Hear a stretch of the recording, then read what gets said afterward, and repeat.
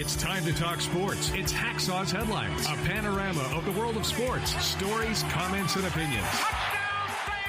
Now, here's iconic sports talk show host Lee Hacksaw Hamilton and co-host John Riley. Who wants to talk sports on a Monday? We do. You do. From the DIXIELINE Lumber and Home Center studios in San Diego, coming off a great sports weekend, we welcome you to our Monday bonus podcast, Hacksaw's Headlines. Good afternoon, everyone. This is Lee Hacksaw Hamilton, along with my co-host from left field with his opinions, John Riley, and we welcome you to our Monday bonus podcast. Podcast is brought to you by DIXIELINE Lumber and Home Centers, 9 locations to serve you in San Diego. You got projects, they've got ideas. You want materials, they are there to serve you. Go to DIXIELINE Lumber and see all the things they have to offer. John Riley, good afternoon. We got a ton of topics on the table because we do sports talk the way it should be done. We're going to talk about games, and we're going to talk about storylines and firings and late-breaking stories. Great sports weekend, followed up by World Series game tonight. Here comes, is it 5 p.m. yet? Can't wait. I know, it's outrageous. I mean, you came in here, you're scrambling, you're taking notes. Your head was about to explode. This is the calmest I've seen you so far. Boy, there's an awful lot out there in the world of sports, and we try to cover everything, and we tell you what we think. And then when we're done, we invite you to join us. We want you to be part of what we call Fans Forum. We offer you the opportunity to ask a question, make a statement, fire a shot if you must. John, for everybody that joins us on live stream, how does Fans Forum work? Fans Forum. So this is your chance to speak to iconic sports broadcaster Lee Hacksaw Hamilton, just like in the intro music that we had.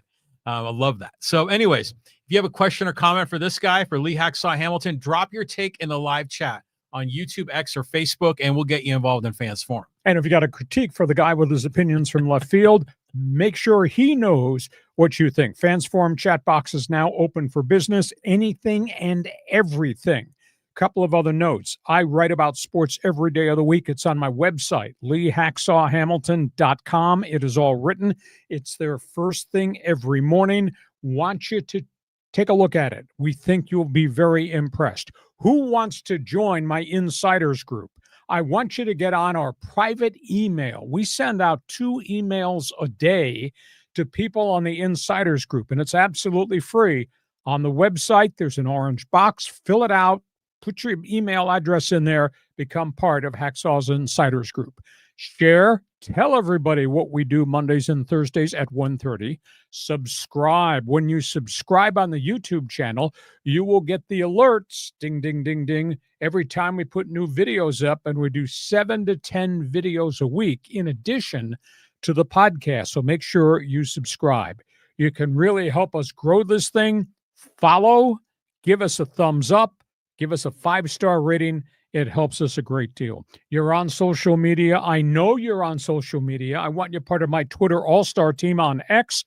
Just type in my name, Lee Hacksaw Hamilton, and then hit the follow button. That way you'll get alerts every time I put something up on X. You get the chance to take part in Hacksaw's mini polls. We do sports mini polls later every evening.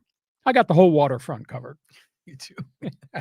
I wear you out with you're just amazing. I mean, and all the promos, you just got it all nailed down. Let's talk sports now. Okay, we got a lot to cover, going a lot of different directions, bunch of late-breaking stories. We're going to get to all that over this next hour, and then you're going to join us in Fans Forum.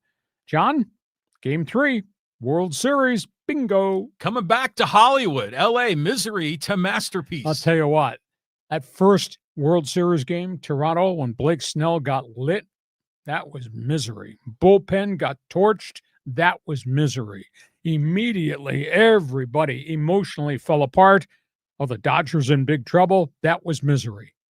And then 24 hours later, it became a masterpiece because there was Yash Yamamoto retiring 20 batters in a row against the best hitting team in baseball in postseason, the Blue Jays. Yamamoto was amazing, 9 strikeouts, 4 hits, another complete game, which you don't see in modern-day baseball, and the Dodgers posted the victory. Now we're marching on to Game 3. Of all the guys in the Dodger rotation, the one that's the most Jekyll Hyde to me, the one that I don't know that I can really trust, is the guy's going to get the ball tonight at 5 o'clock, Tyler Glasnow. Now, granted, he's got an ERA of 0.68 so far in postseason, but he's always had a high inflated ERAs. He always has bad innings, and he doesn't always get out of every start unscathed. So Glasnow is going to start, and he's going to start against that old dog, Max Scherzer.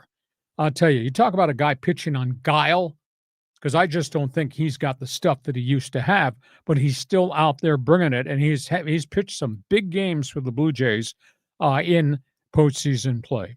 Dodgers collectively as a team, still not really hitting consistently at all. Toronto scares you in their batting order.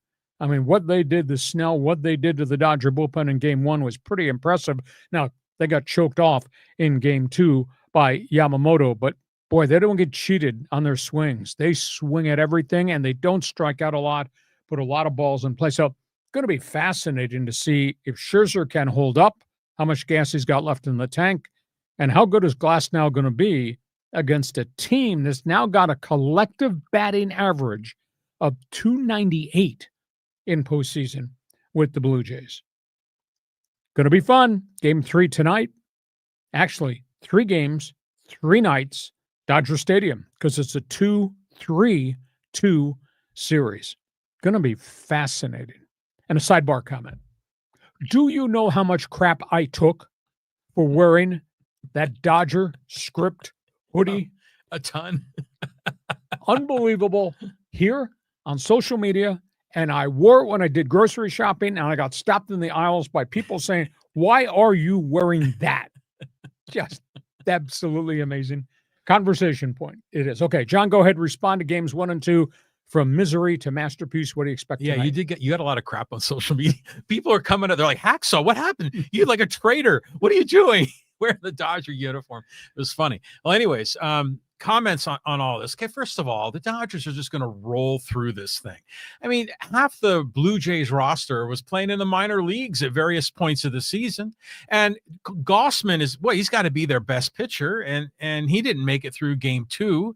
I mean, it's fun to root for Toronto. They're the scrappy little guys up north, but the Dodgers are just going to friggin' roll through this thing. I mean, I don't see this even being competitive. In Glasnow, it's hard to complain about an ERA under 1.0. I mean, he's going to be fine. He'll probably have a high pitch count. Hopefully he goes 5 innings, but the Dodgers are just going to cruise on through. Dodger bullpen, get this. In all of the playoffs, Dodger bullpen is a 6.16 ERA. Yikes.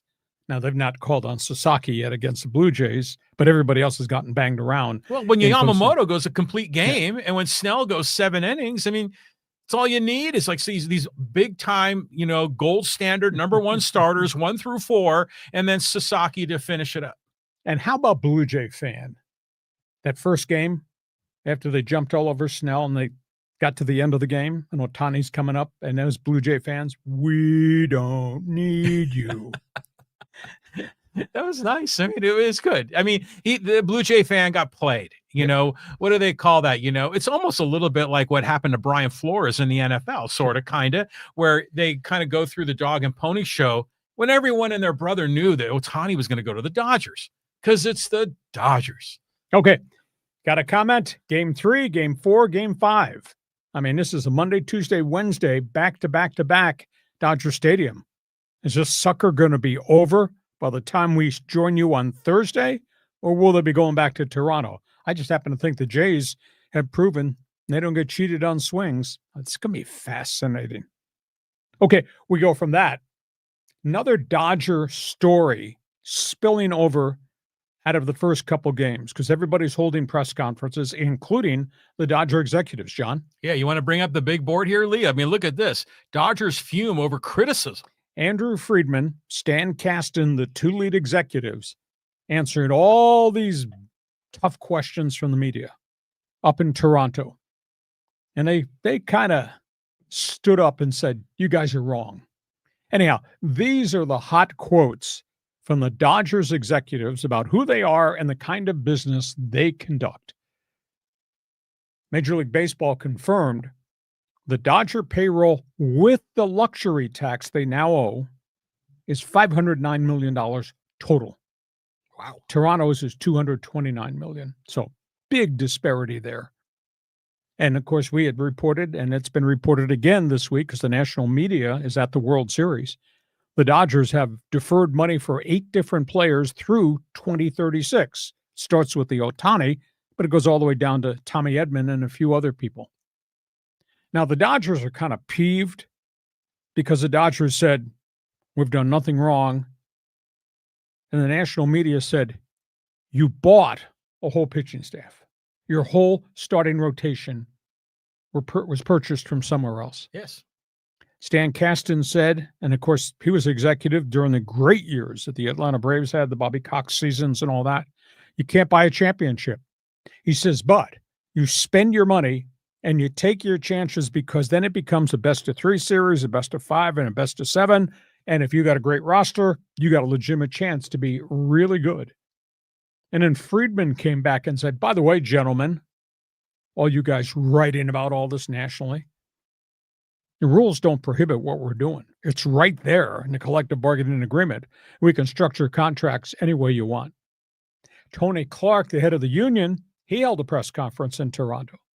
And he's kind of defensive about possible cancellation of 2027. He's defensive. There will not be a salary cap, etc. But Tony Clark's final comment there, all 30 teams have the opportunities to be excellent. Some invest, some don't. That came from Tony Clark, the head of the Players Association. So the whole world just emotionally seems to be against the Dodgers. It's really interesting. Canadian media ran a map of the United States, and it said, fans rooting for teams in World Series. And it had the state of California in Dodger blue, and the rest of the country had the Blue Jay logo. Well, I guarantee you it wouldn't be the whole state of California. I mean, NorCal and, LoCal, where we are in San Diego, man, we don't want the Dodgers winning. I mean, so, yeah, you got a lot of crap, too, for calling them the evil empire. But you know what? They spend money far more aggressively than Steinbrenner did back in the day. Because you said they didn't just buy their starting rotation. They bought Shohei Ohtani, and they put it on a layaway plan, or really a credit card plan to be better analogy. But they bought Teoscar Hernandez. And, they essentially bought Mookie Betts, so the evil empire fits, but it's like a sneaky evil empire, is they look like good guys, but they really, they have an unfair advantage. But I'm not so worried about the money, just call it what it is. They bought the team. But to your point, the floor to ceiling, raise the floor would be far more important than lowering the cap. Okay, I'll ask this question on Fans Forum for baseball fans, because we get unbelievable reaction from baseball fans, be it Padre fans, Dodger fans, Angel fans, just baseball fans in general.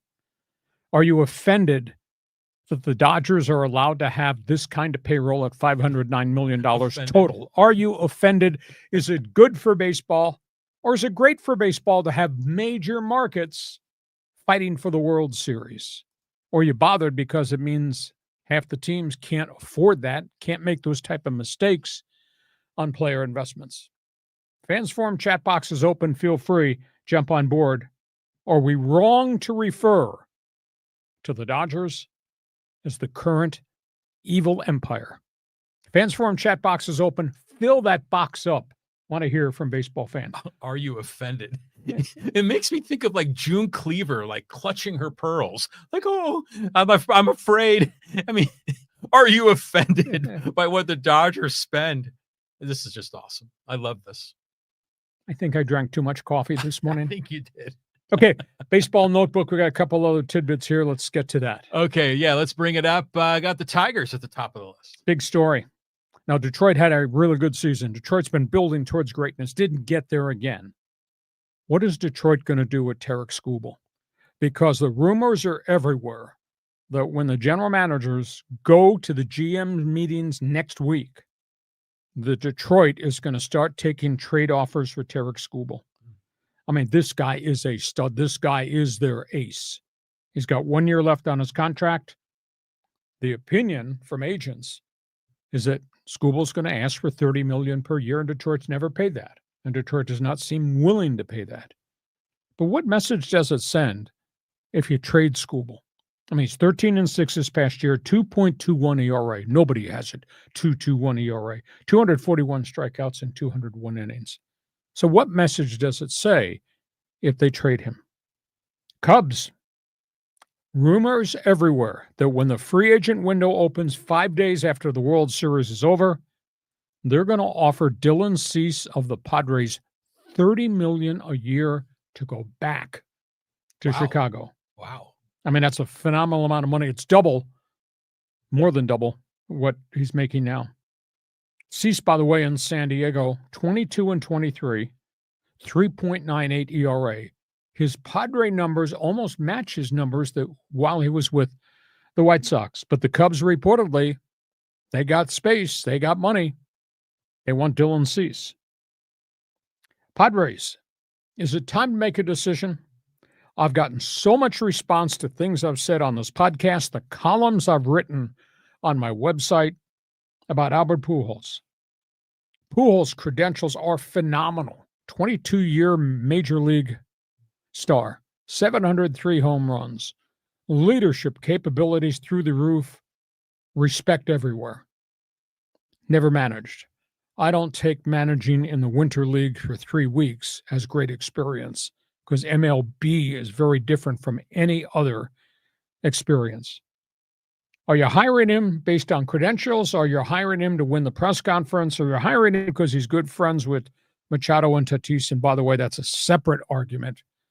We need somebody who's going to ride these guys and get the best out of these guys all times of the year. Or do we need Machado and Tatis to have a best friend in the clubhouse? For some reason, John, to me, it's a weird feeling. We have 90 wins. We have 93 wins. We have record crowds, all-time revenue for the franchise, Petco Park, destination point. And yet, in the aftermath of all that, it seems like this thing has failed, that this thing has let us down, and that we're no closer to being great. In fact, we might be going backwards than we've been the last couple of years. So you tell me where you are in terms of the Padres, the mindset, who the manager should be. And the Angels, now they've fired the entire coaching staff. Over the weekend, they let everybody go after axing Ron Washington, and then the unique and very different hire of Kurt Suzuki. And if that's not enough, second week of really nasty testimony began today in the Tyler Skaggs drug case. So this dark cloud, I'm not talking about the weather, this dark cloud over the Angel franchise in Anaheim just continues. So, John, you're trading the pitcher? Can you believe the Cubs would do that for Cease? What are the Padres going to do decision-wise, and talk Halo baseball? Imagine if you're a Tiger fan, okay? And, you know, they've had some, like, lean, neat years these past 20. I mean, they were really good this year and I think the previous year as those young kids have matured. You got a brand new stadium. Well, maybe not so brand new anymore. I mean, I don't know how old that is. It's probably about 25 years old. But, you know, people were expecting them to be a contender like the Tigers have been historically. And now you want to, like, dump one of the top pitchers in the league? Now, if you get like a Padre Juan Soto Washington Nationals kind of a heist, you know, and you get a Mackenzie Gore and a James Wood and that kind of a loaded deal, maybe the Tigers do that. But, you know, for a playoff team to dump their number one, I mean, why not just pay the guy? I concur wholeheartedly. Yeah, and then the Cubs is interesting too, because I think Dylan Cease was drafted by the Cubs originally. Way back. Yeah, so that's interesting that it comes full circle. But, I mean, that guy could be just so freaking amazing. This is true with the White Sox. He'd be amazing one day and then a head scratcher the next. That's a tough call for like $30 million a year, you know, for some extended period of time. The Padres, you know, the Pujols thing, I mean, it sounds interesting. It's probably sounds better than a lot of the other options. So, you know, we'll see how this whole thing goes with the Padres. But, you know, have they failed? Well, they are regressing. I mean, you know, they were in the 2022 NLCS and then the 24 NLDS. And then this year they were only in the wild card series. So they're going backwards. But they're just so freaking close, you know. So as a fan, I'm excited that the Padre ownership and the general manager, they're aggressive and they're making moves, because 20, 30 years ago, they barely did anything. Fire sales. Yeah. So you got to be encouraged from that point of view, but you don't get the result, scoreboard. And, sometimes those deals don't work out the way you think they're going to work out. And the Angels storyline? Yeah, this is just a disaster. But if you're bringing in a new coach, you got to start from scratch and just kind of clear the table. Okay, that's all things baseball. You're invited to participate. You have an opinion. You don't have an opinion, do you? Damn, everybody on this podcast has an opinion. Fans forum chat box is open. We go from baseball.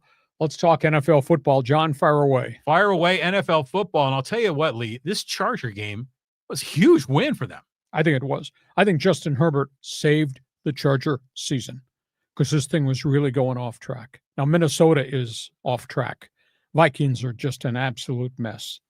But Justin Herbert throws for 227, runs for 62, accounts for 3 touchdowns in that Thursday night game. He took 2 sacks. He took 8 unbelievable hits. And then he came back. He wound up leading them to 419 yards in total offense. Kamani Vidal, 117 yards rushing. Defense had 5 sacks and a pick of Carson Wentz, who totally freaked out, looks horrible. Talking about a quarterback that's regressed. The Chargers are sitting there at 5-3. The Chargers have a chance now to put together a streak.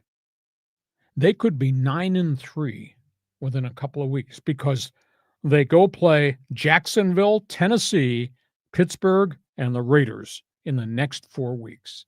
Mark my word, pal, 9-3. And I don't think the Chargers are a complete football team, and I think their offensive line is a mess, and I don't think they stop the run, but they could be 9-3 over the next 4 weeks. Now, after that, after they get done playing those guys, ready for this? Back to back to back, Eagles, Kansas City, Dallas's offense, and all things Denver. Oh, wow. That's a gauntlet right there, 4 in a row. Yep. Hey, who were the easy 4 again? Jaguars, Titans, Steelers, Raider Nation. Well, the Steelers might be they'll be the tougher of the 4, but the Chargers should roll, right? I think so. Yeah. So that potential there to be 9-3. You're into the NFL, you're into Charger football, feel free to join us. Scoreboard, baby. Next topic. Okay, next. By the way, did you see Carson Wentz in that game? Like on the sideline, on the bench, just going, oh, man. I mean. Well, he was banged up. He was hurt. He was getting no help. He looked miserable. He was like going through like a personal mental crisis through that whole thing. It was a rough go for that guy. Okay, let's keep it going here. Let's get the scoreboard up. Let's talk about marquee games. Dallas got their doors blown off in Denver last night. When it was over, the Broncos had 44 points on the board against Dallas, and despite the heroics of Dak Prescott, they couldn't stop them. I mean, it was phenomenal to see these guys go up and down the field. Bo Nix, 4 touchdowns. R.J. Harvey, rookie running back, 3 touchdowns. Denver had 426 yards in offense against the once proud Dallas Cowboy defense. Penalties killed the Cowboys. Defense killed the Cowboys. Dak Prescott couldn't do it by himself. It was like he was in lifetime 3rd and long all night long. Dallas is just a disaster. Green Bay, Pittsburgh. Packers showed up on the Three Rivers. Jordan Love throws for 360 in Pittsburgh. At one stretch, Jordan Love completed 20 passes in a row. Wow. Once upon a time, the Steelers played defense. Not right now. This is really hard to believe that this is happening in Pittsburgh. Green Bay wound up with 464 yards along the way. It was just absolutely amazing how poorly the Steeler defense has played. And Aaron Rodgers just can't do it by himself either. Next game, Houston Texans. Houston rocks and rolls and slugs San Francisco and Mac Jones. Jones took way too many hits. Will Anderson and the Texans defense went crazy. C.J. Stroud, best game of the season, threw for 318. All the injuries. San Francisco got so many injuries. I think it's finally really kind of caught up to them. Buffalo Bills, next logo. Buffalo, Carolina. Bills have lost 2 in a row. Bills coming off a bye week. Bills totally pissed off. They went into Charlotte and creamed the Carolina Panthers. James Cook, running back, ran for 216, couple of touchdowns. Andy Dalton had to be the starting quarterback in Carolina. He took 7 sacks in the course of the game, in addition to the turnovers. Philadelphia Eagles, New York Giants, Jalen Hurts, those guys looked like they got it back together. Saquon Barkley ran for 150. The backup running back, Tank Bigsby, had 104. Philadelphia just steamrolled them. Terrible situation for the Giants. That looks as if the bubble has really burst there. Jackson Dart took a lot of hits during the course of that game. New England, holy cow, real deal. They have now won 6 in a row. Whoa. Mike Vrabel's really got these guys cooking. That quarterback, Drake May, has now thrown 14 touchdown passes and only 2 interceptions on the season. Got one of the highest ratings in the National Football League. And they don't have a lot of sexy names on that team. I mean, there's no blue chip number 1 draft picks there outside of the quarterback, but yet they've really come together. Little stroke of luck. They've stayed free from injuries. New England is the real deal. Kansas City, wow. They're just hammering people along the way. Kansas City posted another victory, and all their components now look as if they've really kind of come together. The offense, the defense. Obviously, Kansas City plays Washington tonight. There is no Jaden Daniels, so this is going to be an ugly game for the Commanders. Their season's kind of starting to unravel because of injuries. And the last one is Cincinnati. They started booing in the third quarter, and they did not stop the entire third and fourth quarter. Cincinnati blew 14, 15, and 16-point leads. They lost at home to the 0-7 New York Jets. Just a horrific situation there. So that's where we are. Big games on the weekend, National Football League, as we're getting to the midway point of the season. Reaction. Yeah, I was watching that the Texans play the Niners, and man, it just there was like you go talk about the body bags. They got to drag them out on the floor. There were still so many injuries in that game, and they just kept losing guys. And you're like, it's just a crisis for I don't even know how Shanahan holds that thing together. And Mac Jones is he going to get up? He just kept taking so many hits, and yet he got up and stood in there. I think he threw for 198, but that's at the hardest 198 he's ever earned in his life. Oh, yeah. I mean, that was a tough go. But, let's talk about the real story here in the NFL this week. I mean, it was the games, sure, but what about these throwback uniforms? I mean, what do you think of the Denver Broncos, orange crush? I like that. What did you think of that? The helmets. Oh, yeah, it's a good look, isn't it? It's like makes you think of Elway and back in the 80s, kind of good times. Yeah, I like them. You should have heard the words out of the mouth of the wife when she saw the Pittsburgh uniforms. Oh, yeah, that's right. Pittsburgh wore their 1933 uniforms when they were called the Pittsburgh Pirates. I don't understand the design. Anyhow, I went into this historical book that I had that had the actual picture of the Pittsburgh Pirate uniforms from 1933, and that's what the Steelers wore last night. Don't do that again, please. Oh, well, again, like I told you, sports and art, there's a lot of commonality here. I really like that Steeler uniform. You know what it reminded me of? As a little kid, I used to watch Speed Racer. Do you ever remember that cartoon? And he had that brother. It was the Racer X. And he was always in the yellow and black car and had that design with a lot of diagonal lines. And that's what I thought about. But that's way better than those other Pittsburgh Steeler ones that look like prison, yellow and black prison numbers with a white patch and the number in the front. Now that is something ugly. What did you think of the Charger Blues, aka San Diego Charger lightning bolt jerseys?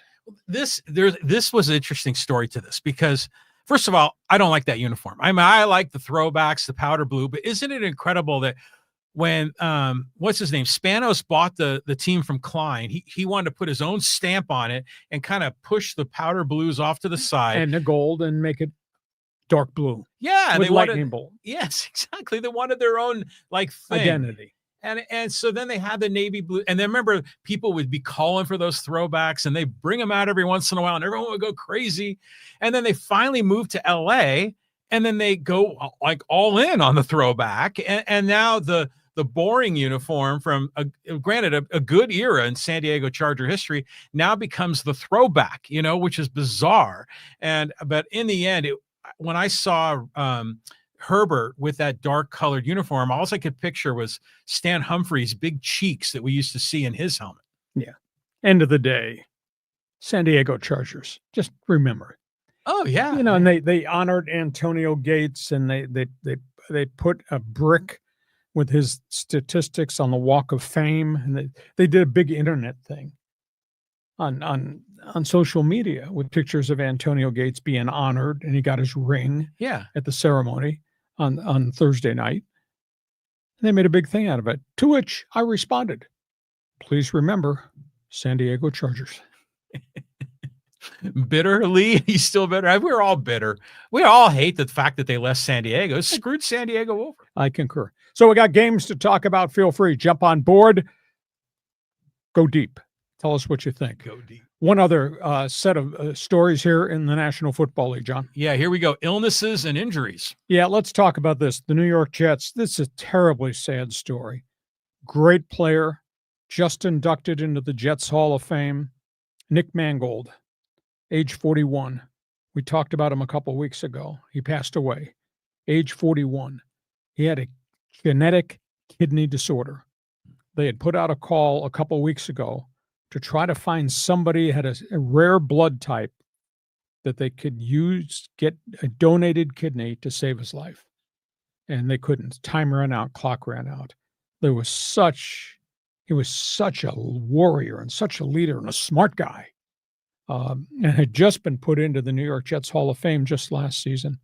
So what they did, they won that game last night in Cincinnati, and Aaron Glenn walked in with a football. And I mean, that locker room was unbelievably excited. They won a game. They earned a tough road victory coming from 16 points back. And he stood up and said, gentlemen, we're going to award a game ball to Nick Mangold's widow. Hey, how cool is that? Right on. So, very sad story involving Nick Mangold. He was a hell of a guy. New York Giants, terrible. I saw it one time. I did not want to see it again. Nick Scadaboo, dislocated ankle, emergency surgery last night because it was an open wound, gone for the year. It was just a gruesome thing. And just to look into the eyes of the Giant players, obviously Jackson Dart, just really sad. So you play the game, you could get hurt. Cam Scadaboo did get hurt, really bad injury. So he's gone for the rest of the year, long rehab there.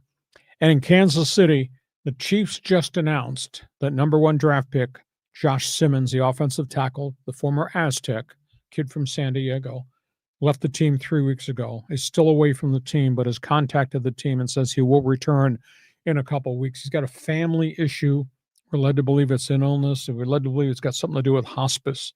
For him to be away from football for such an extended period of time, that's kind of a challenge. That's kind of really hard. But Josh Simmons has informed them he will be returning in the next couple of weeks, maybe by week 11 of the season. But then he'll have to do conditioning and all that to actually get back on the field. So Chiefs are trying to support the kid, but the kid has all the support through the union. The kid should be there. Yeah, but family issues can mean a lot of things. Sure. So you just kind of have to give him his privacy and his slack just to take care of it. But he's a good kid, Aztec, for life. So hopefully that all works out for them. Scadaboo injury is, it's one thing to be injured. It's one thing to be a gruesome injury, but that guy is just so much energy. Oh, his persona. Yeah. And he just, when he brings it, and just see a dude built like him, the way he runs the ball is just different, so that's tough on the Giants. And Nick Mangold, that's a cool last name, Mangold, but I remember him, he was one of the Jets have had a lot of kind of Hall of Famer, big time linemen, offensive, defensive. Yep. I lose a great one, but sometimes some of these, professional athletes are just so enormous that sometimes their organs kind of behave a little different. His is a genetics problem that came from family. He's had it in his family. Yeah. I guess what surprised me the most, because he'd been sick for at least a year, was that they'd waited so long to ask for public help. And again, he's got from what I read, a very rare blood type. And they were on a short window when they made the announcement, we need help. If they had been able to do it much earlier, maybe that help in the kidney transplant would have arrived. Interesting guy. He was academic All-American, tough as nails, big Ohio State kid. So they inducted him into the Hall of Fame at the Jets game last season. So he's the kind of guy with long blonde hair, right? Big and strong, always wears his baseball cap backwards. And, he talks like a jock. So anyhow, he gets to the podium and he thanks his coaches and he thanks his wife and his kids and all the people that were on his road to glory. And he says, I am so honored to be in the Hall of Fame. I'm going to celebrate. He pulls open his jacket and he had a 6-pack of beer and he drinks it right at the podium because that's who he was. He was a really cool dude. Wow. So lost a great one, man. Yeah, very much so. We are at halftime. This podcast brought to you by DIXIELINE Lumber and Home Centers, 9 locations to serve you in San Diego. You got projects, they've got materials. The holiday season is just around the corner. I'm going to give you an idea because DIXIELINE specializes in all kinds of things. I mean, it specializes in lumber, obviously, help contractors, help the homeowner, the do-it-yourselfer with a big tool display. DIXIELINE made its name with the kitchens and the bathrooms and the cabinets that they build. Think about this for Christmas. How about a DIXIELINE gift certificate to the wife to renovate the kitchen? How about that idea? Go ahead, flash up some of that stuff, John. Yeah. Just take it from here. Here. We'll just show you some of the photos, some of the before and after. DIXIELINE does doors, windows, kitchen, bath, outdoor decking, the lumber, the building materials. But what's kind of a cool thing this time of the year is it's now we're like in the holiday season. Really, we are. I mean, it's like Halloween is right around the corner here. DIXIELINE sells all the Christmas lights and even the Halloween decorations. So if you want to roll down to one of their stores, they're going to have all the things you need to decorate the outside of your house too. So it's a good time to be a friend of DIXIELINE. DIXIELINE Lumber, go to DIXIELINE.com to see all the things they have in their all-star lineup. They can be your best friend. Remember the name, DIXIELINE Lumber. We are at halftime. When we are done with topics on the table, your turn to co-host this podcast. It's called Fans Forum. John, how does it work? Oh my God, you should see the smack talking going on here between Manga and Angel and Paul and who else is in the list. We got Peter and we've got Jeff and we've got Jordan and we've got gee whiz, and look at all these guys here. Drew Dunn's in the house. Jay Rocha, Casey. We've got a bunch of others here. I mean, there's so many. I like to say their names because people like to hear their name. Okay. That's why I do that. A lot of controversy. People are talking about the throwback uniforms of some of the chatter, and some people don't like the number on the side of the Chargers helmet. I don't. Oh, I love that. I think that's cool. But at any rate, we'll get you all involved in Fans Forum. Type your comment or question in the live chat on YouTube, X, or Facebook. We'll get you involved. And a reminder, in addition to Fans Forum, because we do sports talk the way it should be done, topics on the table, then opinions, then you in Fans Forum. I just want to remind you, I write about sports every day. If you've never checked my website, you're missing something. You won't believe the volume of sports that I put on there in the best 15 minutes in sports. It's all written. It takes you 5 minutes. It's there first thing every morning. Remember it, LeeHacksawHamilton.com. By the way, you can get on my private email list. John and I send out 2 emails a day to Hacksaw's Insiders Group. Register on the front page of the website. Just type in the information. You get on the email list. Want you to share. Tell everybody what we do Mondays and Thursdays at 1:30. Subscribe. When you subscribe on the YouTube channel, you'll get the alerts when we put new videos up on the YouTube channel. We do that 7 to 10 times during the course of the week. We want you to give us a thumbs up, give us a follow, give us a 5-star rating. It really helps us a great deal. And if you're on social media, I want you to join my Twitter All-Star team on X. Type in my name, Lee Hacksaw Hamilton. Hit the follow button. Then you allowed yourself to take part in Hacksaw's mini polls. So there's lots of way to be involved on social media with us. Okay, John, I'm ready. Second half. This podcast brought to you by DIXIELINE Lumber and Home Centers. Go to DIXIELINE.com to see what they've got to offer. What a day at San Diego State. Show me your Aztec spear. Big day SDSU. Just follow me on this. Football, 6-1. Basketball, excitement about the potential of an NCAA tournament team. And out of nowhere, the baseball story with that guy, Steven Strasburg, is coming home. He's being named as special assistant to Aztecs baseball coach Kevin Vance. We'll work with pitching. We'll work with fundraising. We'll work with alumni. Steven Strasburg comes home. So fascinating day. Within a span of an hour and a half, all these things happened while I was up there at SDSU. San Diego State is 6-1 on the season. This defense is unbelievable. Aztecs shut out Fresno State. Oh, by the way, should I make this announcement right now? We are taking reservations right now for you to get in line to apologize to Sean Lewis. All those of you who wanted to fire this coach, you can apologize in fans forum right now. We'll take in reservations so you can get to the front of the line. But how about this crazed dog defense? 3 shutouts on the season. They're giving up 255 yards per game. They lead the nation in third down defense. I mean, they are just playing great defensive football. And they won a road game that I thought was going to be a challenge. Now, lucky for them, they wound up playing against a quarterback making his debut at Fresno State when they benched E.J. Warner. Up next, Wyoming. Then they turn around and they're going to play at Hawaii, and then they get Boise State. So they have a chance to really make a run. This might have the potential, John, to maybe be a 10-2 football season. Nobody on the face of the earth, outside of Sean Lewis's family members, nobody could have ever projected this team would be 10-2.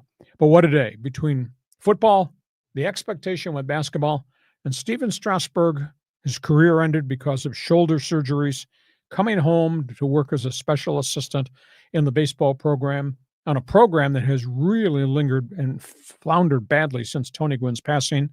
So maybe he can be a catalyst to help raise this thing. Because you're on the West Coast, you should excel in college baseball, whether you're at UCLA, USC, Cal State Fullerton, Cal Irvine.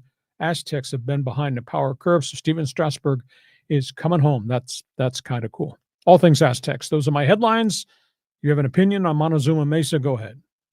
You know, you're a big doubting Thomas about the Aztecs. I mean, you were like, who in the hell have they played? They haven't played anyone. Well, going on the road to Fresno and shutting them out on their turf.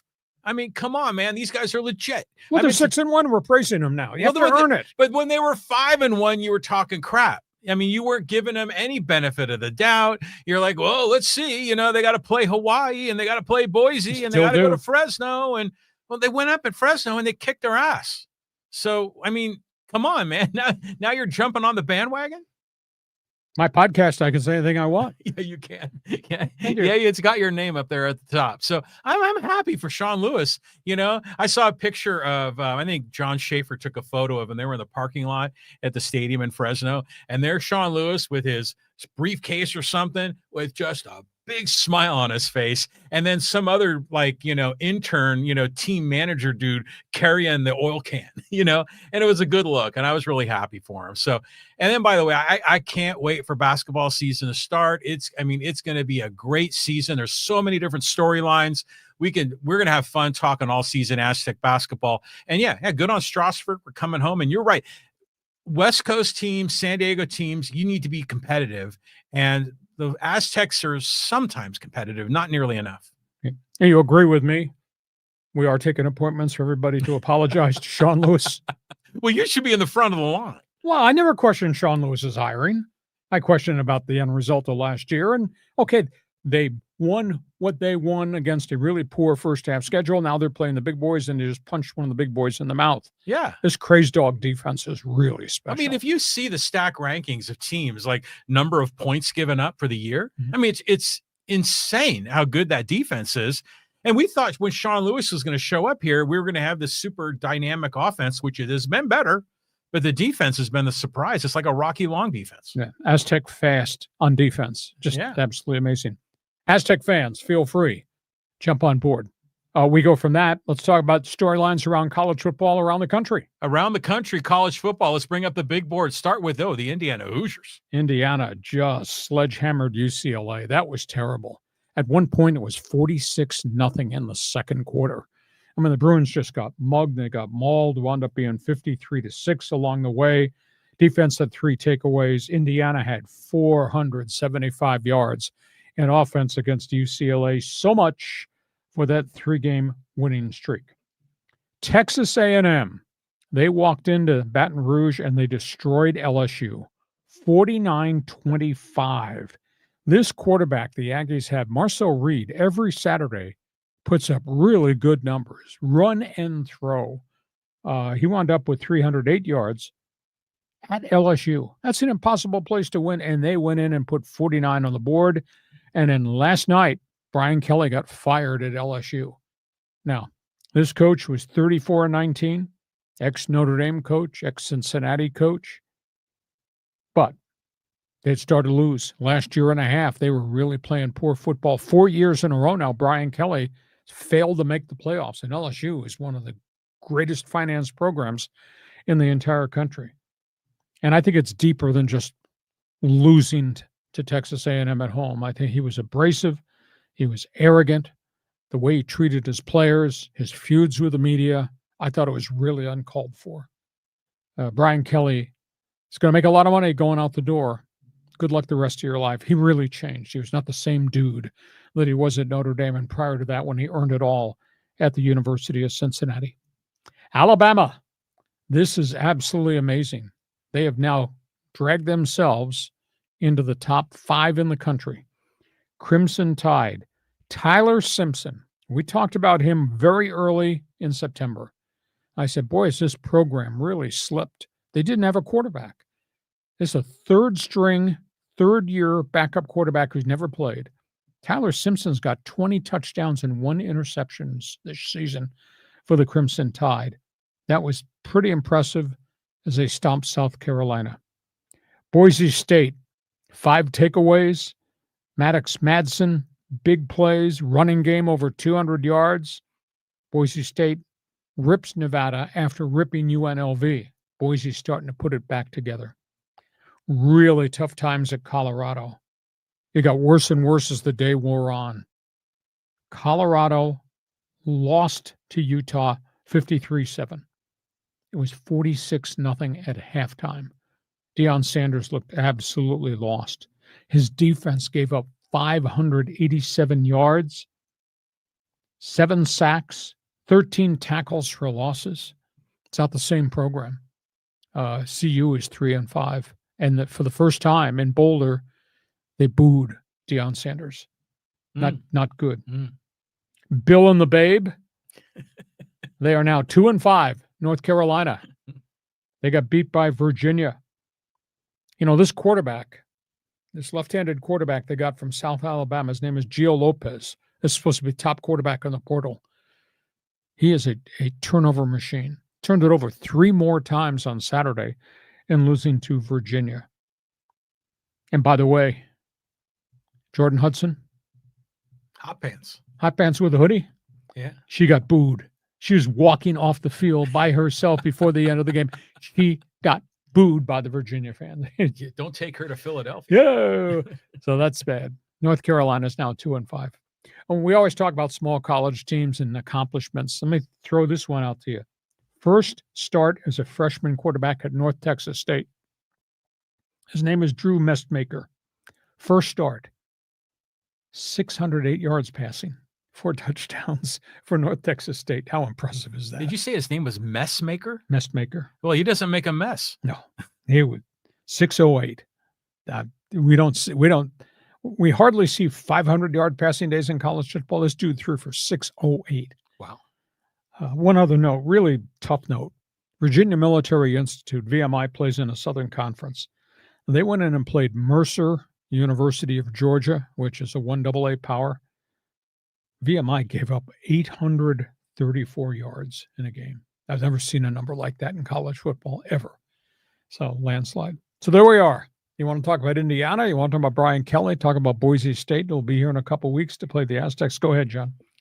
Well, this Indiana Hoosiers team is just, and they're fun to watch, and Signetti, like I said, he looks like he's like broken the code. He suddenly figured everything out. Now, they've had now 2 games where they've won by over 50 points. I mean, seriously, do you think they could be competitive with Ohio State? I mean, do you think that Indiana could be the national champion? I mean, they look unbeatable right now. Does Indiana wind up playing Ohio State in the championship game? It's 1 versus 2 in the Big Ten. Yeah, I think they will. And I mean, we're going to get that answer. And like hypothetically, let's just say Indiana wins that against Ohio State, which would be a huge game. Well, Ohio State would end up going to the playoff too. They could meet a second time in the playoff. Maybe. So I think it's interesting. And the North Carolina game, it was like, they got the touchdown, and you could kick a field in overtime. They could kick a field goal to tie. He went for 2 at home, and I'm like, okay, good for you, Belichick, for being ballsy. And the dude missed it by 3/4 of a yard. And you're like, bummer. So they went for it there. And then, by the way, the VMI logo that's up there, you sometimes wear a shirt that has a VMI logo on it. And obviously it's a distinguished military academy and everything else, but that's a very confusing logo, don't you think? I mean, it's just not for those who know what VMI stands for. Okay, yeah. But it's not, VMI is not Army, Navy, Air Force. It is a military school. It's kind of like the Citadel. It's the next layer down. Yeah, I'm kind of confused by all that and like how those things are ranked, within the military hierarchy. Yeah, I've seen the way you dress. You do look confused, yes. Okay, it's all things college football. You got an opinion. Indiana, Ohio State, Big Ten championship game. Both of them probably wind up in the college football playoffs. Yeah. Now Oregon's going to be in this mix too, and a few other people along the way. So interesting. College football fans forum chat box is open for you. Oh, just a quick one here, if you don't mind me interrupting.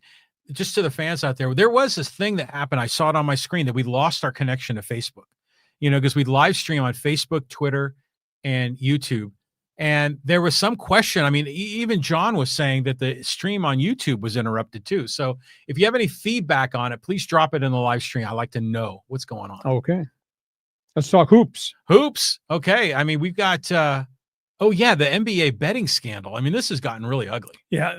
We're 3 days removed from the FBI press conferences. There's all types of reaction to this whole situation.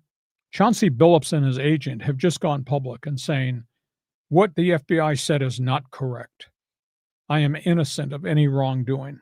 What I was told by NBA insiders that I know, that Billups is a big poker player, that Billups was invited to sit at a table with 4 guys in a round of poker in Vegas. He did not know who these other guys were. The one guy, the money man who came to play, who wanted to meet Chauncey Billups, he was the mark.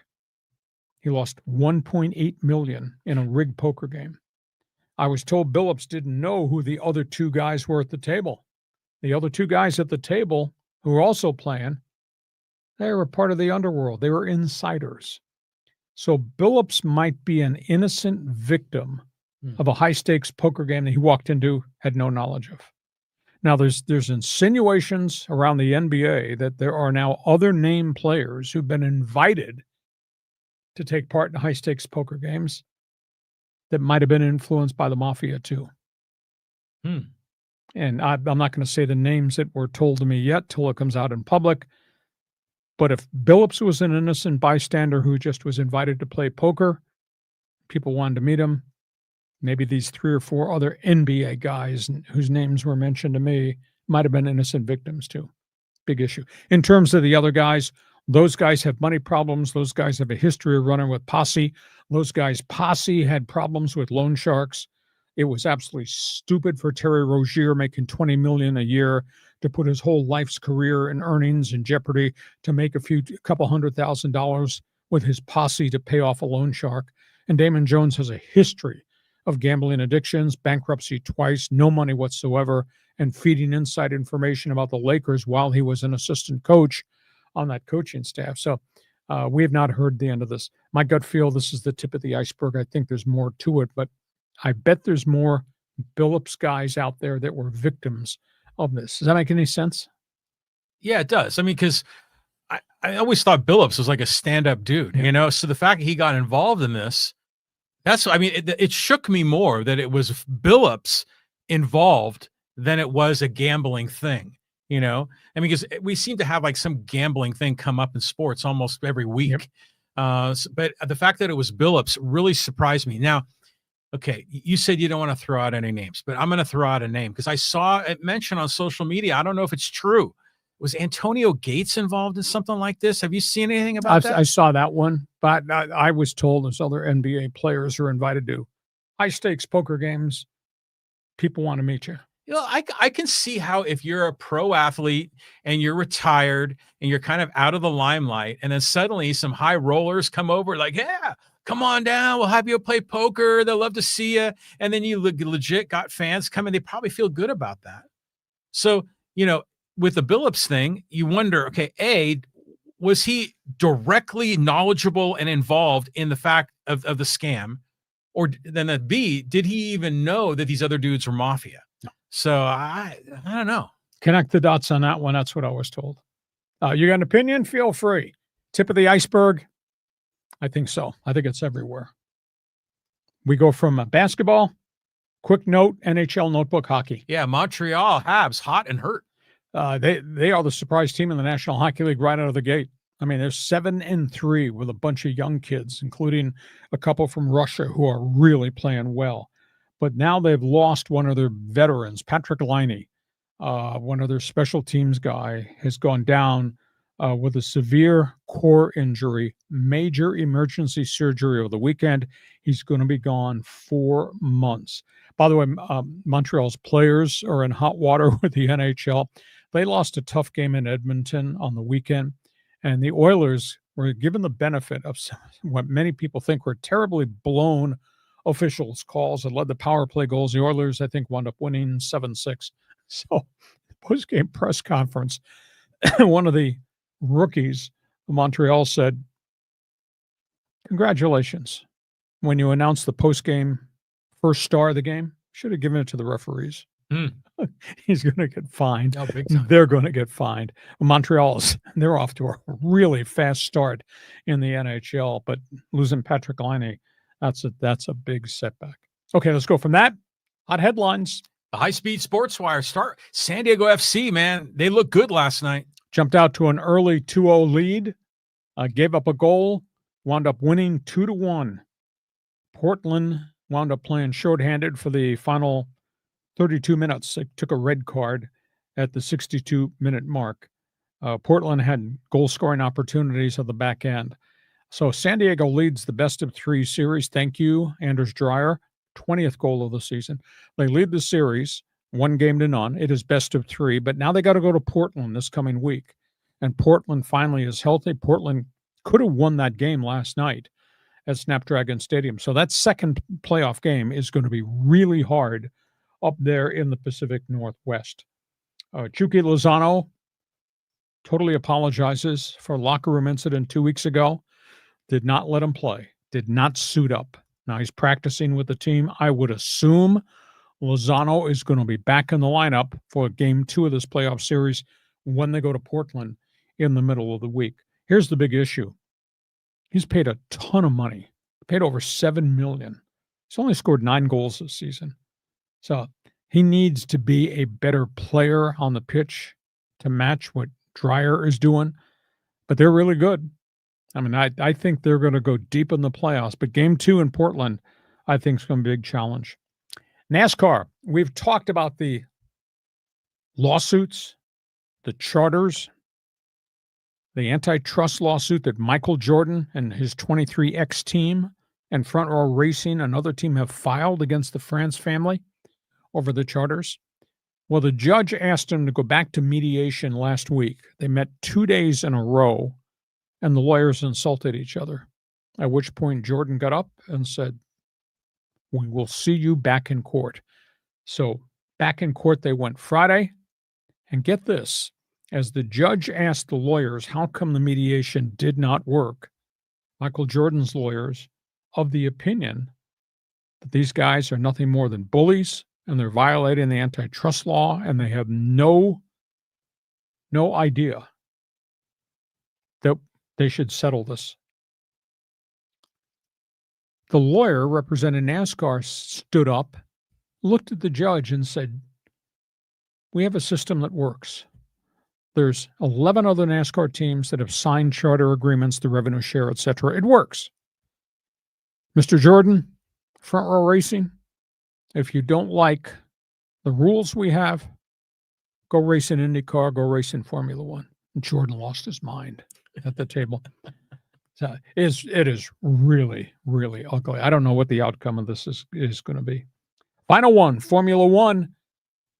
Lando Norris wins in Mexico City in unbelievably hot and humid conditions. Max Verstappen struggles. He finishes 5th. So Norris is now pulled very close to his teammate Oscar Piastris for the points championship, and there's a ton of money available if you win the points championship. Interesting story, a side story though. The Great Britain star, Lewis Hamilton.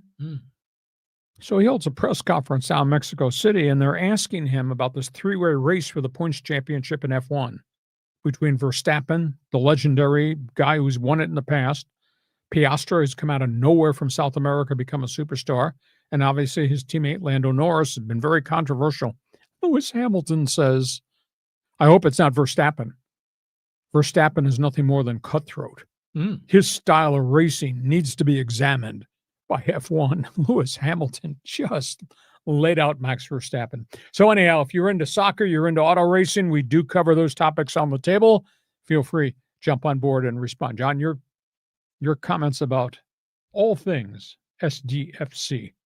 Just it's a thrill. I mean, what's going on here? And you know what's great is like the fans show up. Oh, you know, I mean, Sean Lewis got that kind of a crowd, and you got the guys with the flags and the smoke, and I mean, it's like entertainment, like on steroids. You look good with a cowboy hat on. Yeah, it just. But it's good on them. And, you know, Chucky has been hurt a lot this year. That's part of the reason why his goal count isn't as good as it could be. I think he's had 2 separate times on the injured list. So, I mean, just a Cinderella story. So hopefully they keep it going. Hopefully, you know, there's no like oops upset, you know, like where they get taken out. But they're in a good spot. They're going to go up to Portland for game 2, and that's in a week, right? So I think they're going to do all right. I think it's a great story. And the NASCAR thing, I just have this vision of like Atticus Finch and the To Kill a Mockingbird, and they're in that courthouse, you know, and you've got like the good old boy NASCAR guys on one side, and you've got this like renegade outsider dude, Michael Jordan, who by the way is black, who also played in a different sport. And he is trying to go after NASCAR to try to sort of break up their oligopoly over the sport. And he's got Jeffrey Kessler, one of the greatest antitrust lawyers, representing him. Yeah, so it's kind of cool. You know, it's a cool story in a way because of the angles. You know, I mean, if it's one thing, if it's, you know, just another NASCAR team, but this is freaking Michael Jordan. That's right. I mean, you know, so this makes it really an interesting story. So I don't know, we've seen similar kinds of battles in F1 where they don't want to open up, you know, to some new teams. And I'd say bring it on, man. Antitrust. I mean, the damages, if Jeffrey Kessler and Michael Jordan 23X win this antitrust lawsuit, the damages to NASCAR and what they're going to have to pay forever change the sport. I don't know if it knocks the sport off the radar. It'd be very interesting to see. It's a long process going forward, but boy, it was really nasty. And the lawyers, you know, Michael Jordan and his people have said, these guys are bullies. They're trying to intimidate us. And here's a freaking NASCAR lawyer saying, you don't like it, go to IndyCar and go to F1. My way or the highway. That's right. Amazing. Okay, those are topics on the table. We've done our job. We want you now to participate in this podcast. Brought to you by DIXIELINE Lumber and Home Centers, 9 locations to serve you in San Diego. You got projects for home, at work, on the back patio, out by the pool. Think about DIXIELINE. Go to DIXIELINE.com, see all the things they have to offer to you. John Riley, here comes Fans Forum, chat box open. It's just, there's so many comments in here. Okay, let's start with David. Thank you, David. He goes, hey, how much money will Billups give Trump to get a pardon? Oh. We're not supposed to talk about politics on this show, but no, I'll be intrigued to see. This is a long, drawn-out process. Billups and his agent over the weekend were just unbelievably defiant. This is not who I am. What the FBI said is not correct. And then I tried to connect the dots for you that he might have been an innocent bystander who was invited to play poker in a celebrity thing and meet people, not knowing that two of the other guys that force him around the table were underworld mafioso types. So we're not done yet. Not done yet. People always getting a little smacking. I guess, see, if you put some money behind the question, I move them to the top of the line. That's why we had to kick off with a little bit of politics. Okay, let's go to Greg. He says, hey, do you think Brian Kelly eventually ends up at USC? I wouldn't touch him. He's lost me as a supporter, and he did a phenomenal job at Cincinnati. And then what he did at Notre Dame was absolutely amazing. But the stuff that I saw happen at LSU, his treatment of his players, his program, his boosters in the media, to me was a terrible turnoff. I think he's got personal problems. I'll be interested to see if anybody wants to touch him. He might be a little bit toxic right now. And by the way, USC's got a coach, Lincoln Riley, and Lincoln Riley, they give him all the resources in the world to make USC a national power. He's going to put this thing in the playoffs this season. We'll see how far they go. Okay, tell me if you experience this as well. Is that whenever we talk about Brian Kelly or Chip Kelly, I have to pause a beat and make sure I'm remembering the right one. Mm-hmm. And then in the NBA, in the NFL, it's the same way with the McDaniels and the McCarthys, and there's multiple McDaniels that are in coaching. Right. And so you always have to just pause and go, okay, now I know who I'm talking about. Does it confuse you sometimes? Sometimes. But at the end of the day, I know Chip Kelly and I know what he did.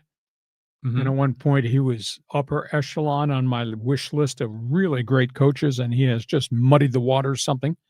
And obviously, what Brian Kelly did at LSU, to me, I think was terrible. The governor got involved. The governor of the state of Louisiana interceded, and he told the people at LSU, you need to get rid of this head coach, and they did. Well, a lot of times the head football coach is the highest paid state employee. Mm-hmm. So the governor definitely should be able to weigh in on that sort of thing. Yeah. I mean, and by the way, what's interesting too, I just kind of another weird tangent.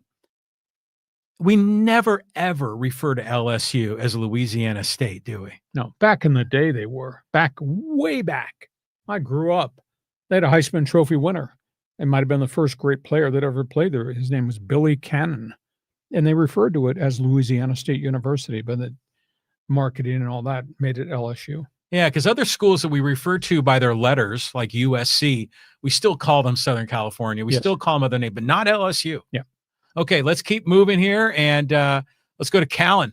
Some hockey talk here. Or no, this is San Diego FC. Afternoon, gents. What a night at Snapdragon. I was in the supporters section, seeing that sellout crowd, 32,500, bringing the energy for the full 90 was electric. Also, Dreyer's ice cream for MVP. Dreyer's having a hell of a season. If Lionel Messi was not in Miami, Dreyer would be the MVP in the league. But Messi has scored 29 goals already this season, and Dreyer has just crossed the threshold at 20. But I mean, credit the leadership.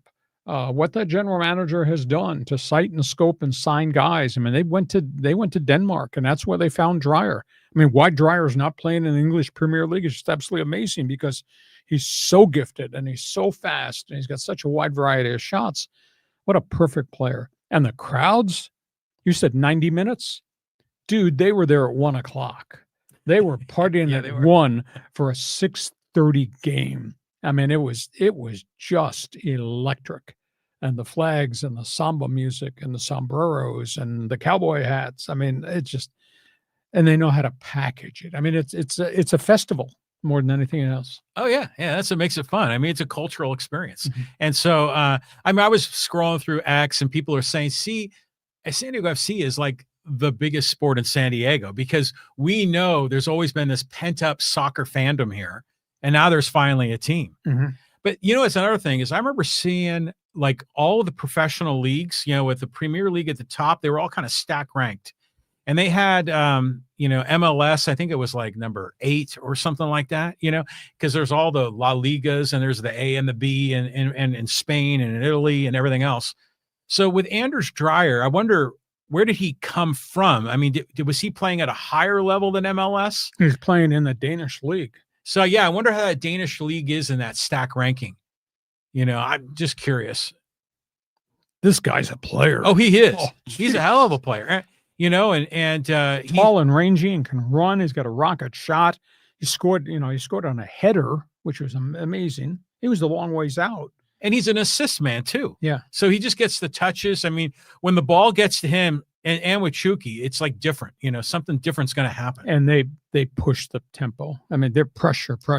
Just what Mikey Veras has them playing, you don't see very often. I mean, a lot of soccer is methodical. Just move it up the pitch, passes. These guys just push. And the pressure they put on the defenders around the box, on the fullbacks, and the pressure that they put on goalkeepers, just amazing. What a collection. And again, I give management a lot of credit. They went to Europe and they found the unique players to fit this system. Okay, Callum, thank you. Okay, here's a two-parter from Manga. Starts out with, "Where are you on the Ted Williams parking lot, Saw?" And goes on to say, we had another comment from here, and it was with Manga, and I think I scrolled past it. Oh, yeah, here it is. He says, but bat Ohtani fourth, and the Dodgers win in 5. Yeah, Ohtani is statistically not having a great World Series. In fact, the Dodgers collectively, I think the Dodger batting average is now like 225 in postseason, which is kind of amazing. But we'll see what happens. People do hit home runs at Dodger Stadium. So this thing at 5:00 tonight, there could be balls flying out of there. In Toronto, they don't get cheated. They get their cuts in and they hit. They don't strike out. They put the ball in play, as witnessed by what the hell they did to Snell and that bullpen. So this will be interesting if Toronto continues to play long ball and they'll hit some at Dodger Stadium. Can the Dodgers hit some at Dodger Stadium? It's going to be kind of a cool series. It's going to be Tinseltown in the stands. We're going to see Rob Lowe on TV. We're going to see all these guys, Magic Johnson is going to be there. Everybody will be there. Everybody's going to be there. I did not have any time today because I've been running from press conferences to press conferences. I didn't have any time today to try to dig the TV ratings up, but the TV ratings in Canada have to be unbelievable. And the TV ratings in Japan are at an all-time high. Now, I'll be intrigued to see what the TV numbers are here in the United States, because National League Championship Series, those numbers were really substandard compared to what they had been. Yeah, they have been. And let me ask you this question. What is it about Kike Hernandez that suddenly just is the dude in the postseason? Different version of Mr. October. Yeah, isn't it just weird, And he's a personality too. But the dude just comes through in the postseason. Yeah, guy hits 221, and postseason it's 306. Yeah, and exactly. He keeps doing it every October. Yeah, I saw that he is like about to surpass the most number of playoff games for the Dodgers in Dodger history. And I'm like, who would have thought? Utility man. Yeah, he would. He went to Boston there for a little while, didn't he? Yes. Yeah. Okay, let's keep on going. We'll go here to Casey. He goes, "Hey, as a USC fan here, I give props to San Diego State, as that was a nice win over Fresno State over the weekend, and they're looking good. They really come together, and their defense is playing at a level that has been phenomenal. They legitimately, I think, have a chance to go 10-2 and be in the championship game. Now, I don't know if, Boise has beaten Vegas, so that's taking a little bit of luster off UNLV, but one of those two teams is probably going to be in the championship game. Aztecs are going to play Boise in 2 weeks. Here, that stadium has to be sold out.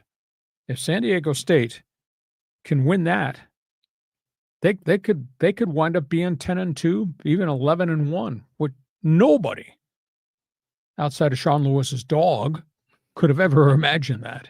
So, unique year. They've stayed free of injuries, had nothing catastrophic. Defense is putting up mystical metrics, numbers. Offense is not dominant, although they are playing good power ball. They are pounding the football a little bit. So this has been cool. 6-1, 6-1, and they'll take care of Wyoming. That'll be 7-1. Then they get Boise here. Yeah, there was a moment in that game where Jaden Denegal got hurt. He got dinged in his right shoulder, and you're like, oh, here we go. And Emmanuel came in, did a good job, but then Denegal came back, But it just seems like they go 3 deep at running back, and they just keep, passing that rock around, and every one of those guys, starting with Lucky Sutton, I mean, they're getting 5-7 yards a go. Yep. I mean, so they got a really nice team there. I mean, we always talk about Trey White on the defensive line, but one of those cornerbacks has been getting a lot of love from the press. Chris Johnson's had a tremendous year. Yeah. But collectively, that whole back end is pretty good. And the linebacking core, obviously led by Trey White, is really good. Intangible is the offensive front. Last year they were wrecked by injuries in the offensive line, and they've started the same 5 offensive linemen every game this season. The offensive line has grown. That's why Lucky Sutton's running for 188 yards a game. Yeah. Good on him. Good on Sean Lewis. I mean, dude is not going to stop smiling for a week at least. Okay, let's go here to Arnie. Because the NBA scandal, a gambling scandal, is just sad. Need a clean house. NBA leadership needs to take a hard look at itself. Well, the question is, it's society. It's everywhere. I mean, you go to the other street corner, there's a scandal involving the NCAA and kids shaving points. There's at least 14 kids that are under investigation, have left schools. And I'll tell you, it's got to be more than that. But it's all a byproduct of gambling and contacts. And so the only way you do is you start to expel everybody. You start to expel every player who gets involved in this at the NCAA level. Maybe that's the message. But at the end of the day, people are going to do what people are going to do behind closed doors in their free time. I don't know how you can police the whole thing. That's a problem. Well, it's one thing if a player is given inside information on an injury, or if a player is dogging it, so they play very few minutes to rig the game. But it's a whole other thing, this gambling mafia, with these marks that, come rolling in with millions of dollars and get taken. I mean, that's like a movie script. Mm-hmm. I mean, that's something completely different. Yeah. But as far as just the regular day in and day out gambling, yeah, you're right. That ain't going away. That you can't put the toothpaste back in the tube. But the integrity of the game is the most important thing. Yeah, we haven't lost that yet. There's been moments where it got kind of shaky. In the steroid era, it was kind of weird integrity. Yep. So yeah, they got to police it. Yeah, this tip of the iceberg. That's the only way I can describe where we are now.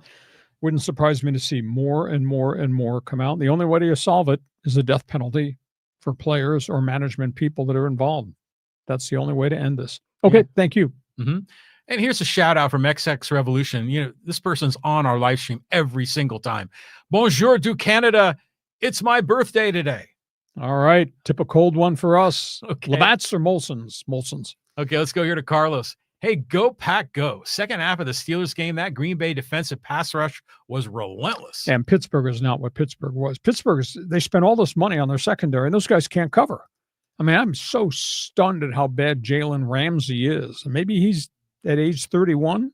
He's just kind of reached the end of the limit, but they don't have a deep passing game.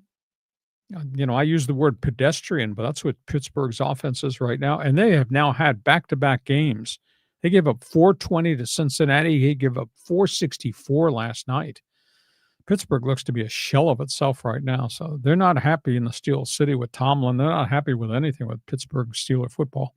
Was that supposed to be the revenge game or something like that? Well, everybody painted it, Aaron Rodgers, Green Bay, etc. But Rodgers treated it as a special reunion because everything I've earned in football, I earned in Green Bay. So I have this special relationship. He didn't make it a grudge game. Yeah. It's just kind of a weird drama with that guy. Mm-hmm. I mean, is this his last year in the NFL, or do you think he might stick around another year? I think it has to be his last year because he's become a very pedestrian quarterback on a team that has a Neanderthal offense.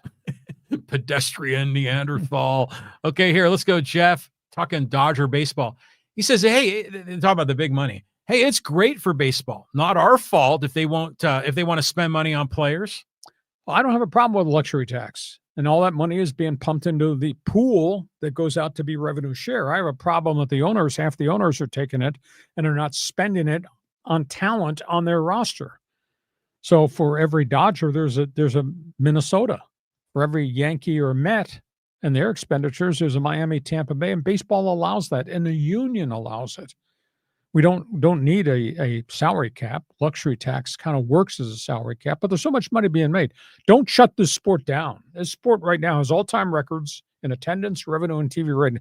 Don't freaking shut this down, but find a formula that forces Miami and forces Kansas City and Pittsburgh to pour more money into the product. Because I guarantee you, Jeff, if you made baseball what the NFL is, where everybody has a chance to win, your record attendance and revenue would go through the roof. If everybody has a chance. If you were in Pittsburgh and they were in a pennant race in September for a wild card spot because your owners had spent money and had a decent-sized payroll of 150, they'd sell out every game. And that'd be good. The whole thing would be good for the sport. That's what makes the NFL so successful. And they have a cap, but they also have a floor to spending. Yeah. It makes you wonder, like if they did the Florida spending, if the Pittsburgh ownership would maybe sell the team, they're like, I don't want to do this. I'm going to lose money, whatever. No, you're not. Nobody's losing money. Right. So you're investing to make money. That's the whole angle, right? Yeah. You gotta spend money to make money. And, the whole Dodger, the salary cap and all the money. I mean, I don't object to it, just in the general economic terms. If they want to spend the money, go for it. But as a fan of a competitive team, yeah, I'm going to call it out. I'm going to still call him the evil empire for freaking buying Ohtani and the whole Gold Star pitching staff and Teoscar Hernandez and Mookie Betts and Freddie Freeman. I mean, they're freaking buying this thing. I mean, I'm sure they've got Sheehan, sure they got Andy Pages. Okay. Clayton Kershaw. Okay. But look, Snell is getting a bucket load. Ohtani's freaking getting close to $1 billion. And then not to count all the sponsorship revenue they're getting. So I'm going to call it out. I'm going to complain about it, but I don't necessarily want Major League Baseball to set a hard cap or something like that. I don't think that's necessary. Baseball's got to solve the problem with half the teams that don't want to spend. Yeah, I agree with you. That's a solution to this, and don't stop the season. Okay, we move on. Okay, let's go to John. He goes, hey, non-World Series baseball question. Is Bryce Harper on his way out of Philadelphia? David Dombrowski says no. Why David Dombrowski ever raised the statement, I wonder if he'll ever be elite again, I think is really unfair to Bryce Harper. He's had 2 major injuries in a year. Fractured elbow and forearm or shoulder? And he's not the player he was, but he's also 31 years of age, and it's a lot of wear and tear on the body. But Dombrowski created this by making that statement. Why would you make that statement? The guy's in your lineup every minute of every day. Now, Bryce Harper's offended, but no, they're going to go through some retooling. There'll be some people leaving. Maybe Schwarber's going to exit as a free agent, but there'll be some changes on that roster, but he's not going to be traded. Imagine if Padre ownership said the same thing about Manny Machado. That would be ugly. Right? It would be ugly, but I'll tell you, there's a lot of anti-Machado people that I run across. Fans or people like in baseball operations, baseball know? I think I'm just talking about fan sentiment more than anything. Yeah. I don't know. It seems like never throw your guys under the bus in public. There's no point. You get no benefit to doing that. I concur. Yeah. Okay, we move on. Okay, and here, I'm going to get a flurry of different people in here just to get, there's new names in here that I think is great. From Rob. He goes, it's not as if the Jays couldn't afford to do what the Dodgers did. Plenty of bank behind them. Yep, owned by Rogers. Rogers owns everything north of the border. Big communication company. Well, they were willing to give Ohtani a bucket load. Sure, yeah. And their payroll's at $229, that's legitimate. Now, the Canadian team, and this was a thing that killed the Montreal Expos, the Canadian situation is the difference between the American dollar and the U.S. dollar, because all your money, all your expenses are paid in U.S. dollars. So there's different expenses that a Canadian team has to put into their budget system, because the cost of operation in U.S. dollars is a lot more than it is in Canadian dollars. Yeah, that can play a role. Yep. Now, did you see the quote from Dave Roberts was saying that going through customs and everything was a lot more difficult? Do you think the Canadians are giving them the business? Oh, they're giving them crap like you wouldn't believe right now. And, we got home at 5:29 in the morning. Well, so what? Travel is tough. The Blue Jays, they do that all season long. Yeah, they do. That travel is really hard. If you're a Canadian team coming to play in the States and customs, and I've been there, I've done that. the wear and tear factor, the amount of time it takes. The Dodgers did it one time. Quit bitching. Well, it makes you wonder if all of the, the difference in the value of money and the exchange rates and everything, if that played a role in Ohtani turning down the deal with the Blue Jays and the complexity of the international thing. I don't think so, only because I think culture had something to do with it. Marketing had something to do with it. And you're marketing in the number 2 market in the country in LA with a phenomenal response of Japanese advertisers and endorsement packages. That's different than being in Canada. Yeah, but I'll tell you what, Toronto is a very cosmopolitan city. Exactly. I mean, everybody is from some other nation. Mm-hmm. So, granted, it's not like the West Coast, but I bet you there's a good Japanese contingent up there. Yeah. But it makes all the sense in the world that it was Los Angeles. And Los Angeles is different than New York. The coverage in New York is so suppressive on you. LA is very different. I don't know if I call it laid back, but it's different to be a star here than would be a star there. And then so when you are one of the few that offer the challenging questions from the media, and they're like, Hacksaw's a hater. I'm not a hater. I'm just asking you the questions. I know, but I mean, the journalism guys in the East Coast, they're going to be a lot more, blunt, right? And challenging. And where did I come from? Yeah, in Long Island. Okay. No apologies. That's history. Okay, let's move on here. We're running out of time. We are running out of time. And again, it's some new names here. And when Bruce says, hey, every team owner can spend, but chose not to. We got big city, so winning a championship is all it's about. And Julio says, hey, at least the Dodgers can pay their bills. Yeah. So I love seeing all these new people in here. So I think this is great. And who is this one here? Oh, yeah, this is from Michael. And talking San Diego State football, he goes, hey, why is San Diego State not in the top 25? Their defense has only given up 34 points. Well, it's strength of schedule. Even in the group of 5 schools, they're not in the upper echelon, the group of 5. The Navy is unbeaten. Navy's got one of the most unique quarterback storylines ever. There's going to be a group of 5 team that'll be in the college playoffs, but San Diego State is way down here considering who they have played, and Navy is up here unbeaten. And there's some other teams that are in that same mix. So that's why they are where they are. I'd be fascinated if the Aztecs could finish 10-2, get to a good bowl game. Hell, the Holiday Bowl ought to change their structure. Wouldn't you love to see the Holiday Bowl have San Diego State play somebody from the ACC or the Big 12? Because that's where the alignments are.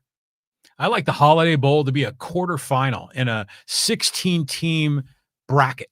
Yeah. I think that'd be cool. That's down road. We're not. Yeah. But you know what? A lot of this thing about the Aztecs in the top 25, there's still, we talked about the East Coast bias and ignorance when it comes to the basketball poll. Well, sure as hell that exists in the football pool too. Well, beat Boise State, which has national rep. That changes. Well, yeah, but you said just who have they played, and they beat Fresno. But Fresno is but okay. You could argue with me, but you're wrong. Okay. Hey, listen, let's wrap this up here. This podcast brought to you by DIXIELINE Lumber and Home Centers, 9 locations to serve you in San Diego. Got projects, they got materials. Looking for ideas that can be your best friend? Go to their website, DIXIELINE.com. We invite you. Tell everybody who we are, what we do Mondays and Thursdays at 1:30. Give us a thumbs up. Hit the follow button. Give us a 5-star rating. That really helps us. And check my website. You won't believe the information that's there, LeeHacksawHamilton.com. John, it's 5 o'clock yet. First pitch just around the corner. It's going to be fun. Here comes Game 3, World Series. Game 3, World Series, first pitch, 5 o'clock. Who's pitching for the Blue Jays? I mean, it's Glass now for the Dodgers. Who? Maxie Scherzer. Oh, Scherzer. Okay. Well, maybe we'll get like a what was that guy's name? Camarino that hit the grand slam off Scherzer. Maybe something crazy is going to happen. It's going to be fun. We'll be back here Thursday at 1:30 to talk about the World Series, next weekend of the NFL, and all the other stories. As always, thanks for being with us. For John Riley, this is Lee Hamilton. Great to have you part of Hacksaw's Headlines. Join us again for Hacksaw's Headlines on YouTube, Facebook, and Twitter. And find the audio version on your favorite podcast apps. For more content, go to LeeHacksawHamilton.com.